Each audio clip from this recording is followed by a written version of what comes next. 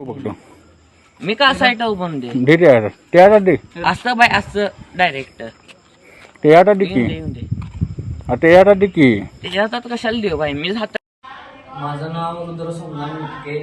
माझ्या मित्रांनी कोयता आणि चाकू व्हिडिओ व्हायरल केलेलं होतं म्हणून कोडोली पोलीस स्टेशन साहेबांनी मला खाली कोडोली पोलीस स्टेशनने मला खाली आणलेलं होतं आणि गुन्हा दाखल माझ्यावर केला होता आणि मी भाविकांनी कोयता विता घेऊन दहशत माजवलेली होती.